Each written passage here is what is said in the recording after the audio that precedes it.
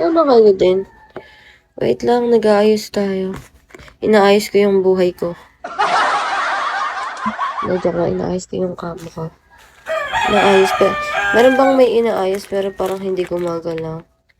Hello, Crackers. Kamusta ka na, Crackers? Hurry up. Hurry up. And I do. Let me know what you do, what I do. Wala kayo. Wala naman pinagkaib.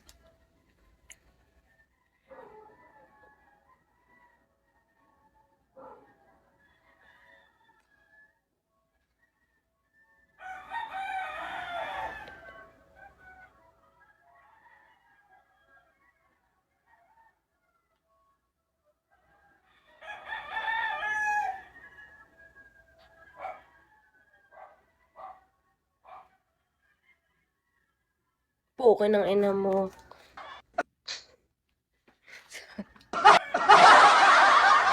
Pwede ba ako tumabi sa'yo? Bakit? Maluwag naman yung CR ko.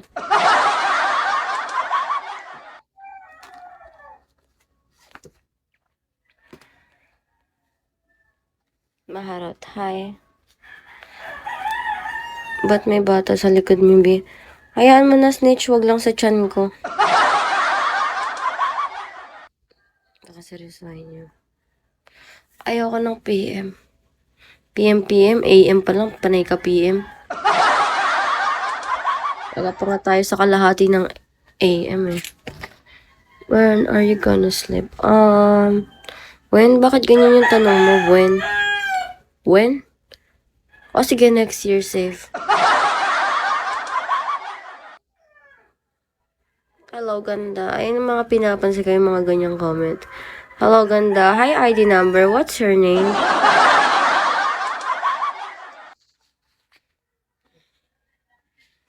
Pakis nga muna dyan, love.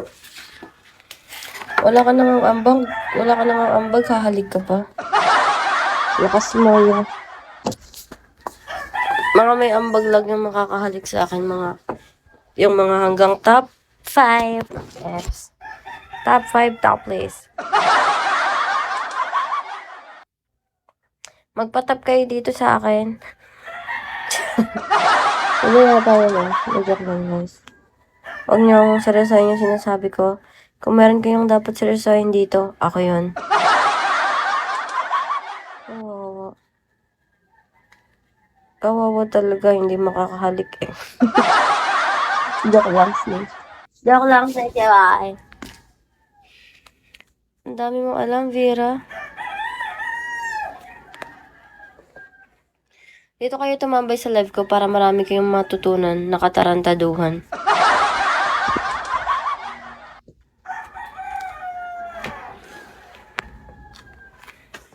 Magaling ako mambara. Gusto mo barahan ko yung lalamunan mo ng mga bala. Mabilis yung utak ko eh. Hindi ko din alam. Namana ko to sa sa ewan ko. Ngayon naglalagay naman tayo ng ang dami ko na lang laging ginagawa. Parang sa araw-araw hindi ako nauubusan ng ginagawa. Kailan kaya matitigil to?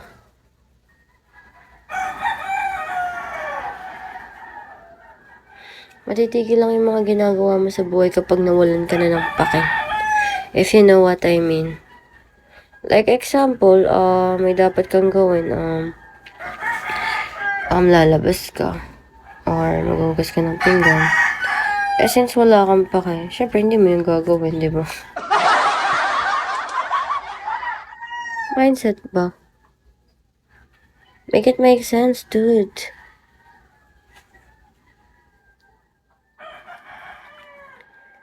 Diba?